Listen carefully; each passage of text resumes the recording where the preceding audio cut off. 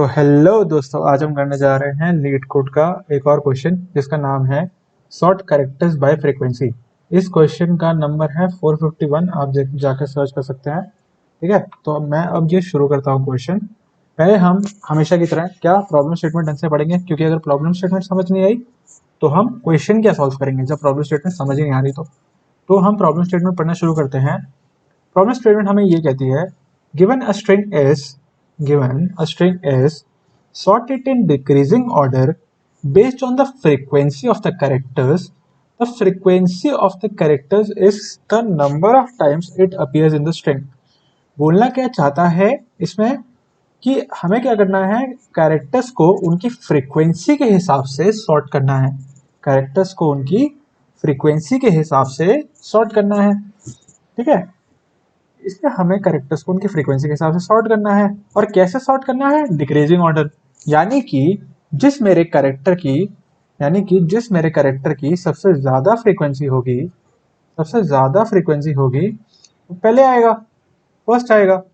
और कंपैरेटिवली जिसकी कम होगी फ्रीक्वेंसी वो बाद में आएगा।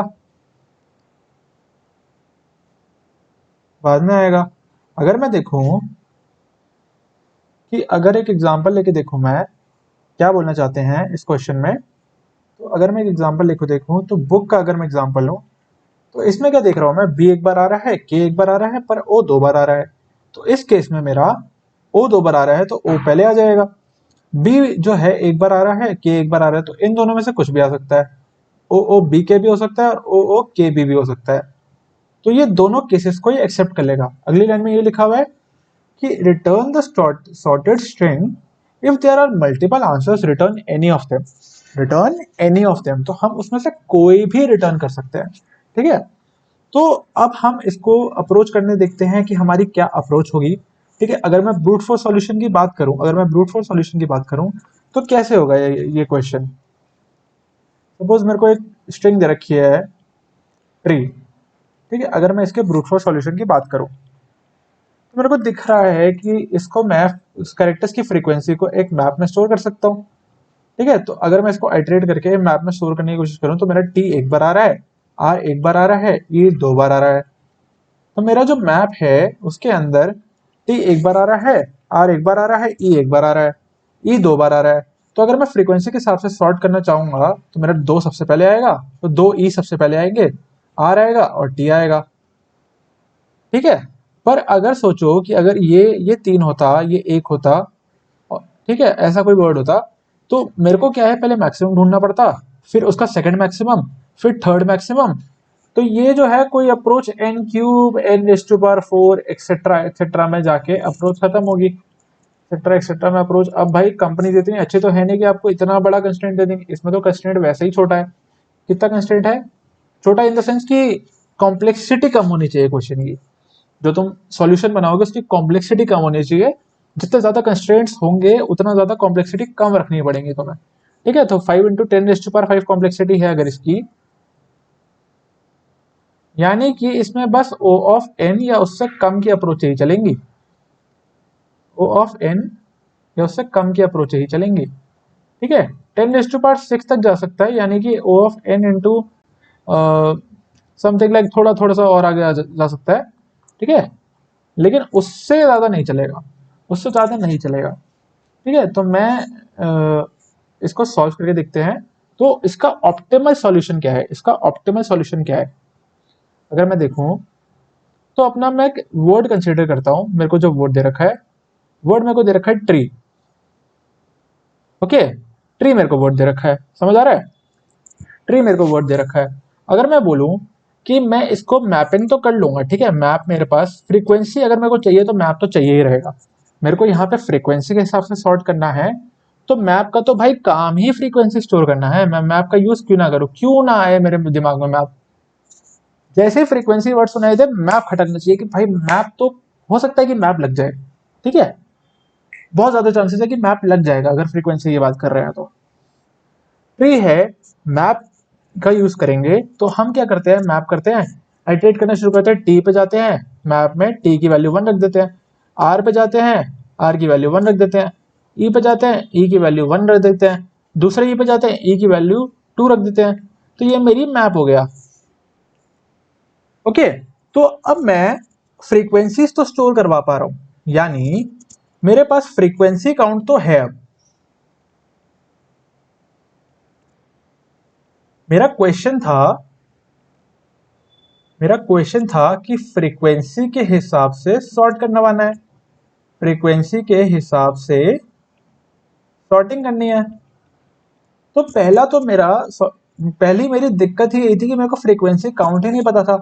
दूसरा, मेरे पास दो प्रॉब्लम्स थी ना, कि एक फ्रीक्वेंसी काउंट चाहिए था मेरे को, एक था मेरे को कि फ्रीक्वेंसी के हिसाब से सॉर्टिंग चाहिए थी। और कितने में चाहिए? इतने में चाहिए कि टाइम कॉम्प्लेक्सिटी का एरर ना आए भाई कुछ, ठीक है, टाइम कॉम्प्लेक्सिटी दिक्कत ना हो, ऑप्टिमाइज सॉल्यूशन हो। तो फ्रीक्वेंसी काउंट तो मैंने निकाल लिया, एक तो मैंने पार कर लिया। ओके, पर अगर मैं कहूं कि मेरे को फ्रीक्वेंसी के हिसाब से सॉर्ट करना है, मेरा दूसरा ये रह गया है, पहला पड़ाव मैं पार कर चुका हूं, दूसरा पड़ाव पार करना है, फ्रीक्वेंसी के हिसाब से सॉर्ट करना है। मैं अगर अपने करंट मैप को देखूं तो मेरा करंट मैप की हालत है T1 R1 E2। ओके, अगर कोई कहे मेरे से कि ट्री से ये बना है, ठीक है, अगर कोई कहे मेरे से कि भाई क्या करते हैं, अनऑर्डर्ड मैप की जगह मैं मैप यूज कर लेता हूं, मैं मैप यूज कर लेता हूं, तो मेरे भाई मैप जो है ना, वो की के बेसिस पे सॉर्टिंग करता है, की के बेसिस पे सॉर्टिंग करता है, अगर की के बेसिस पे सॉर्टिंग कर रहा है तो वो ई को पहले ले आएगा, फिर आर ले आएगा और फिर टी ले आएगा। तो ई पहले आ जाएगा, आर बाद में आ जाएगा, टी पहले आ जाए उसके बाद आ जाएगा, E2 R1 और T1। ओके, लेकिन ये कोई मेथड थोड़ी है, क्योंकि मेरे को जो मेरा काम था फ्रीक्वेंसीज के हिसाब से सॉर्ट करना, वो तो हो ही नहीं पा रहा। अगर मैं फ्रीक्वेंसी के हिसाब से सॉर्ट करवा पाऊं, सपोज मेरे पास ए बी बी सी सी सी है। ओके, अब इसमें मेरा आंसर क्या होना चाहिए? ठीक है, इसमें मेरा आंसर क्या होना चाहिए? सी सी सी बी बी ए, या फिर और सी सी सी बी बी सॉरी, होना चाहिए सी सी सी ए और बी बी। दो मेरे पॉसिबल सॉल्यूशन हो सकते हैं। अगर मैं इसका मैप बनाता हूं तो ए 2 बार है, बी 2 बार है, सी 3 बार है। अगर कोई मेरे से कहेगा कि इसको मैप में स्टोर करो, इसको मैप में स्टोर करो, तो सी को मैं क्या करूंगा? अगर कोई मेरे से कहेगा कि इसको मैप में स्टोर करो, तो ये जो सॉर्टिंग करेगा वो ए को पहले रख देगा, फिर बी को रख देगा, फिर सी को रख देगा। तो अगर मैं इनको स्ट्रिंग में अपेंड करना चाहूंगा तो मेरा ए 2 बार आ जाएगा, बी 2 बार आ जाएगा, सी 3 बार आ जाएगा, और ये आएगा सीक्वेंस में, यानी ए बी बी सी सी सी मेरा आंसर हो जाएगा, जो कि गलत है। क्यों गलत है? क्योंकि मेरी जो फ्रीक्वेंसी है वो सी की सबसे ज्यादा है, सी की मेरी फ्रीक्वेंसी सबसे ज्यादा है, ये मेरे को दिख रहा है, सी की मेरी फ्रीक्वेंसी सबसे ज्यादा है। तो अगर मैं सी को सबसे पहले नहीं लाता तो मेरा आंसर गलत है। ओके, अब मैं इस प्रॉब्लम को कैसे हल करूंगा? मेरा सपोज पहले वाला टेस्ट केस लेते हैं, ट्री का मैं मैप बनाऊं जाके, तो टी 1 बार आ रहा है, आर 1 बार आ रहा है, ई 2 बार आ रहा है। ओके, अब मैं कहता हूं कि भाई ये ना मेरा की के हिसाब से ही वैल्यू को सॉर्ट करता है, की के हिसाब से ही वैल्यू को स्टोर करता है, सॉर्ट करता है। तो मैं कहता हूं कि मेरे को इसके हिसाब से सॉर्टिंग करनी है, तो मैं क्या करता हूं, एक और मैप बना लेता हूं, दोनों सॉर्टेड। ये पहला वाला अनऑर्डर्ड मैप है मेरा, इसमें मैटर नहीं करता कि आप कौन से उसमें स्टोर कर रहे हो, तो अनऑर्डर्ड मैप है। दूसरा मेरा मैप है जो सॉर्टेड फॉर्म में स्टोर करेगा, तो अगला मेरा मैप जो है वो सॉर्टेड फॉर्म में स्टोर कर रहा है, तो ये क्या करेगा, ए को पहले रख देगा, फिर आर को रख देगा, और फिर टी को रख देगा। ठीक है, मैप में स्टोर करवा रहे हैं ना, तो मैप भी की वैल्यू पेयर के हिसाब से स्टोर करेगा। मैं क्या कर रहा हूँ कि मैं इसकी वैल्यू को इसके की में स्टोर करवा रहा हूँ और इसकी की को इसकी वैल्यू में स्टोर करवा रहा हूँ। यानी कि मैंने की को वैल्यू बना दिया और मैंने वैल्यू को की बना दिया। तो अब मेरी जो सॉर्टिंग होगी वो वैल्यू के हिसाब से होगी।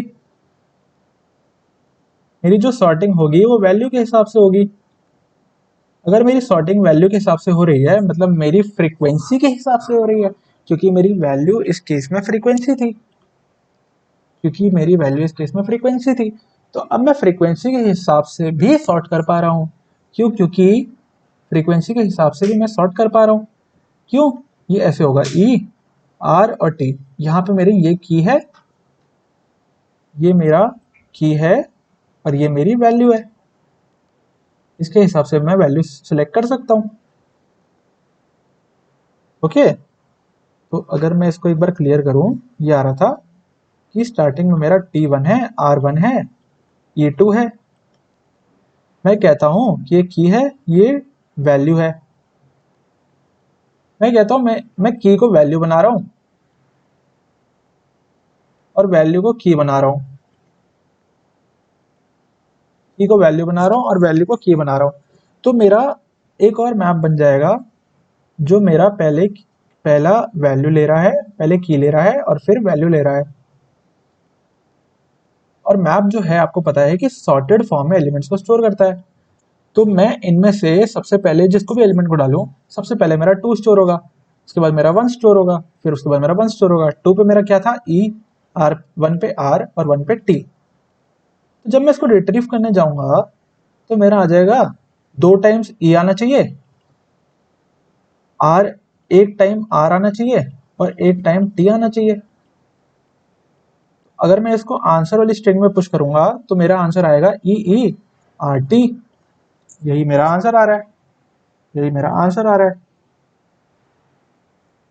पर मैप में पर मैं कहता हूं कि भाई ये सॉल्यूशन भी सही नहीं है। अगर मैं आपको मैप का एक और एग्जांपल दिखाऊं, जो अभी हमने अप्रोच करी उसी के हिसाब से ये वाला एग्जांपल, तो मैं इसको मैप में स्टोर करूं, अगर ए 2 बार आ गया, बी 2 बार आ गया, सी 3 बार आ गया। ओके, तो अगर मैं इसको एक और मैप में स्टोर करता हूं जो सॉर्टेड मैप रहेगा, पहले 3 आएगा, फिर 2 आएगा, फिर 2 आएगा, तो 3 को मैं पहले सी, बी को 2 को बी और फिर 2 को ए, ये ऐसे स्टोर कर लेगा की वैल्यू पेयर्स। तो भैया इसमें दिक्कत क्या है?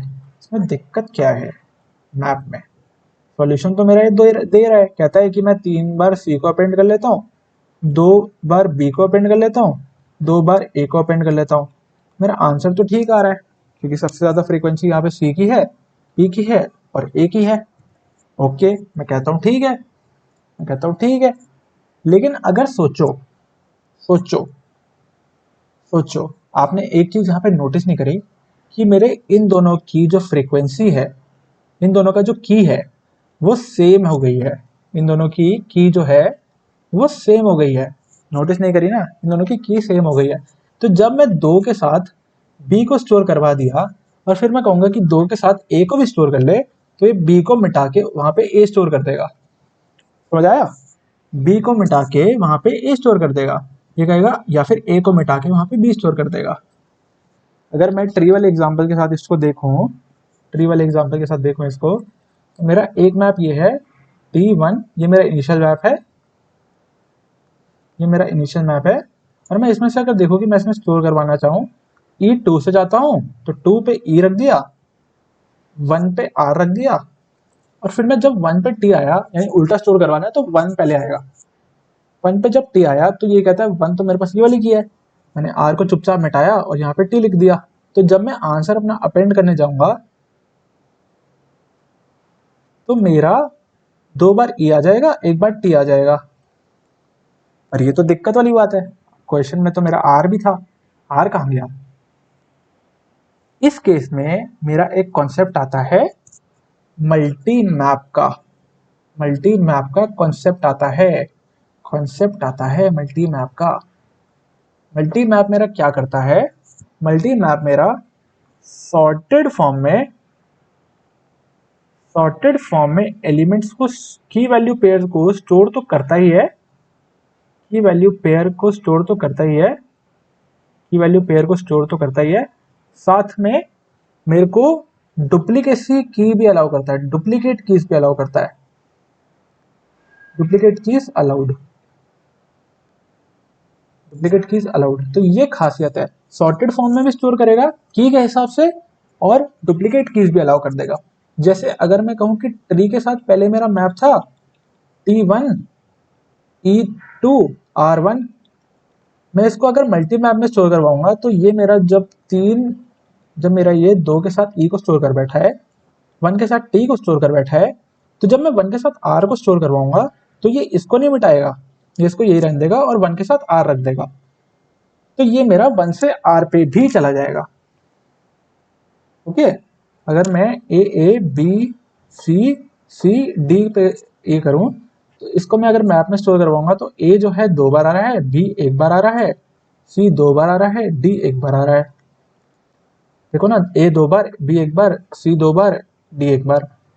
अगर मैं इसको मैप में स्टोर करवाना चाहूँ, मल्टी मैप में स्टोर करवाना चाहूँ तो A तो 2 मेरा कौन सा एलिमेंट आ रहा है, A आ रहा है। फिर मैं B पे गया तो 1 बार B आ रहा है, फिर 2 बार C भी आ रहा है। अगर ये मैप होता तो इसको मिटा देता, पर ये मल्टी मैप है तो ये अलाउ कर देगा, कहेगा ठीक है कर देता हूँ मैं अलाउ। और सॉर्टेड फॉर्म में है तो ये हटा देगा, 1 को बाद में ले आएगा। फिर D 1 है तो 1 के साथ D ले आएगा। ठीक है, अब बस मेरे को क्या करना है, मैं कहता हूँ मेरे को क्या करना है, मेरे को ये वैल्यूज को अपेंड करना है। पर मैप में क्या होता है ना कि मैप में जब तुम अपेंड करने जाते हो ऑटो आईटी से, ऑटो आईटी का इटरेटर चलाओगे अगर, तो वो लास्ट इंसर्टेड एलिमेंट से शुरू होता है। तो अगर मेरा डी लास्ट में इंसर्ट हुआ है तो मेरा आइट्रेशन यहां से शुरू होगा, मेरा आइट्रेशन यहां से शुरू होगा। तो फर्स्ट 1 डी हो गया, फिर तो ऐसे अपेंड होगी मेरी स्ट्रिंग, डी 1 बार, फिर बी 1 बार, फिर सी 2 बार और ए 1 बार। देख रहे हो कि ये उल्टा आंसर दे रहा है, रिवर्स्ड आंसर दे रहा है। यानी कि अगर मैं ये देखूं ट्री के लिए अपना देखूं, जैसे हम शुरुआत से यूज कर रहे थे, ट्री के लिए मैं देखूं तो T1 R1 E2, इसको मैं मल्टी मैप में स्टोर करवाऊं तो 2 E 1 R 1 T। तो ये मेरे को आंसर कैसे देगा, ये मेरे को आंसर ऐसे देगा कि मेरे को अपेंड करने लगेगा ये नीचे से जो लास्ट इंसर्टेड एलिमेंट है उससे अपेंड करने लगेगा। तो T1 पे T है तो एक T अपेंड कर दिया, एक T अपेंड कर दिया, फिर एक R अपेंड कर दिया और 2 E अपेंड कर दिए। ठीक है, 2 E अपेंड कर दिए। तो मैंने देखा कि मेरा जो एक्सपेक्टेड आंसर ये है उससे उल्टा आंसर आ रहा है। तो मैं लास्ट में क्या करूंगा, बस स्ट्रिंग को रिवर्स कर दूंगा, आंसर डॉट बिगिन और आंसर डॉट एंड, तो ये मेरा आंसर आ जाएगा। ओके, क्या कर रहे हैं, मैप के की वैल्यू पेयर को मल्टी मैप के वैल्यू की पेयर में स्टोर कर रहे हैं। मतलब कि ये वाली वैल्यू यहाँ आ गई, ये वाली वैल्यू यहाँ आ गई, और फिर उनको उनकी फ्रीक्वेंसी के हिसाब से एक स्ट्रिंग में अपेंड कर रहे हैं। बस यही है मेरा सॉल्यूशन। इसको कोड करके देखते हैं। ओके, तो सबसे पहले आएगा क्या आएगा, सबसे पहले फ्रीक्वेंसी के हिसाब से तो अनऑर्डर्ड मैप बना लिया, इसमें मेरा कैरेक्टर की फ्रीक्वेंसी स्टोर करेगा। एक मेरा मल्टी मैप आ गया जो मेरा उल्टा स्टोर करेगा, मतलब कि की को वैल्यू और वैल्यू को की स्टोर करेगा। ओके, मैं आइटरेट करना शुरू कर दूंगा, S dot length I plus plus MPP of S of I plus plus. तो मैं यहाँ पे क्या है, सबकी फ्रीक्वेंसी स्टोर कर ली। अब मैं इस मैप को आइटरेट करता हूँ, मैप को आइटरेट करता हूँ, इस मैप को आइटरेट करता हूँ। फ्रीक्वेंसी, अब मेरी जो फ्रीक्वेंसी है वो मैं पहले, अब मेरा जो उसको है मेरे को उल्टा करना है। कि जो मेरी की है वो वैल्यू बन जाए और वैल्यू जो है की बन जाए, वही मैं करूंगा। तो मैं क्या करूंगा, एमपीपी ऑफ 2 में अपेंड करूंगा, अब एमपीपी ऑफ 2 में इंसर्ट करूंगा, एमपीपी ऑफ 2 में इंसर्ट करूंगा। और इसमें कैसे इंसर्ट करते हैं, ऐसे ब्रेसेस डाल के इंसर्ट करते हैं। आई टी डॉट, आपने देखा एमपीपी पे आइटरेट कर रहे हैं तो मेरा जो है सेकंड एलिमेंट यानी आई टी डॉट सेकेंड जो है मेरा वो सेकंड वो फर्स्ट पैरामीटर बन जाएगा, और आई टी डॉट फर्स्ट जो है मेरा वो सेकंड पैरामीटर बन जाएगा। तो सबसे पहले मैं क्या लिखूंगा, आई टी डॉट सेकेंड लिखूंगा, फिर मैं आई टी डॉट फर्स्ट लिखूंगा। तो मेरा ये एमपीपी डॉट इंसर्ट हो गया। अब मैं क्या करता हूँ कि मैं बस इसको आइटरेट कर लेता हूँ, जो भी मेरी फ्रीक्वेंसी आएगी उतनी बार मैं उसको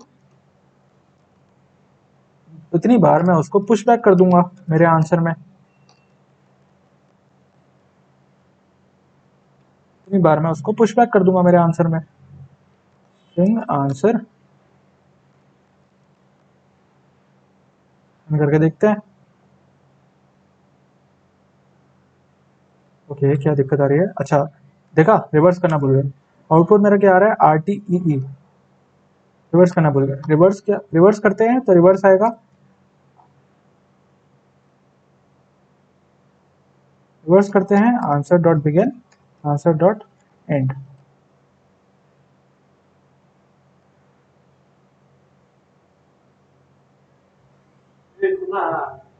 ओके, अब मैं इसको रन करके देखता हूँ, रन करके देखता हूँ मैं इसको, रन हो गया ये, ठीक है। तो ये रन करके देखा मैंने रन करके देखा तो ये रन हो गया मेरा, सबमिशन आ गया मेरा, एक्सेप्टेड अ फ्यू सेकंड्स अगो। तो अब मैं अगर कोड को समराइज करूँ कि हम क्या कर रहे हैं, हम पहले एक अनऑर्डर्ड मैप बना रहे हैं फ्रीक्वेंसी स्टोर करने के लिए। उसके बाद मैं क्या कर रहा हूँ, मैं अपने की को वैल्यू बना रहा हूँ और अपने वैल्यू को की बना रहा हूँ। यानी कि अगर मैं की को फ्रीक्वेंसी वर्ड से रिप्लेस कर दूँ, फ्रीक्वेंसी वर्ड से रिप्लेस कर दूँ, फ्रीक्वेंसी से रिप्लेस कर दूँ, तो फ्रीक्वेंसी को वैल्यू बना रहा हूँ, वैल्यू को फ्रीक्वेंसी बना रहा हूँ।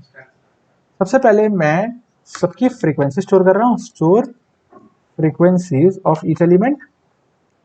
उसके बाद मैं क्या कर रहा हूँ, उनको मैप में, उसको मैं मल्टी मैप में स्टोर करवा रहा हूँ। मल्टी मैप में स्टोर करवाने के बाद जितनी उसकी फ्रीक्वेंसी है उतनी बार मैं अपनी स्ट्रिंग में अपेंड कर रहा हूँ। जैसे टी आर ई है मेरे पास, ई 2 बार आ रहा है तो ई की फ्रीक्वेंसी 2 है। तो मैंने क्या किया, सबसे पहले दो को ले लिया कि मैंने 2 बार अपेंड करना है उसको। 2 बार अपेंड करने के लिए मैंने उसको 2 ले लिया और फिर मैं 2 बार उसको पुश करूंगा। तो 2 बार जब मैं पुश करा तो एक बार जब पुश करा तो मेरी जो 2 वैल्यू थी वो 1 हो गई, इसलिए मैंने n माइनस माइनस लिखा है। एक बार पुश हो गया, फिर एक और बार पुश हो गया तो मैं आर पे आ जाऊंगा, फिर वो आर पुश होगा, फिर वो टी पुश होगा, तो ऐसे पुश होगा। लास्ट में क्या होगा कि मैंने बताया कि उल्टा अपेंड होता है, इसलिए मैंने रिवर्स कर दिया स्ट्रिंग को, लास्ट में आंसर रिटर्न कर दिया, ठीक है। अगर मैं इसकी टाइम कॉम्प्लेक्सिटी देखूं तो इसकी टाइम कॉम्प्लेक्सिटी कितनी होगी, टाइम कॉम्प्लेक्सिटी इसकी होगी ओ ऑफ एन, और ऊपर से कुछ ऑपरेशन जो हम फ्रीक्वेंसी के लिए कर रहे हैं, फ्रीक्वेंसी एट मैक्स मेरी 10⁵ हो सकती है, अरे वर्स्ट केस में है, ओके। तो approximately N N N square, N square से थोड़ा सा कम, ओके, एन स्क्वायर से थोड़ा सा कम इसकी टाइम कॉम्प्लेक्सिटी होगी। स्पेस कॉम्प्लेक्सिटी कितनी होगी मेरी, स्पेस कॉम्प्लेक्सिटी होगी ओ ऑफ एन प्लस एन, तो 2 इंटू ओ ऑफ एन मेरी स्पेस कॉम्प्लेक्सिटी होगी। ये हो गया मेरा ऑप्टिमल सॉल्यूशन इस केस के लिए। यहाँ पे मैंने आपको मल्टी मैप का कॉन्सेप्ट बताया है, मल्टी मैप का कॉन्सेप्ट डिस्कस कर लिया। तो ये था हमारा लेट कोड का question, sort characters bye frequency. अब आपको वीडियो समझ आई होगी, अगर आपको समझ आई हो, कोई डाउट्स हो तो आप कमेंट सेक्शन में जरूर पूछेगा। Thank you for watching, bye bye, have a good day.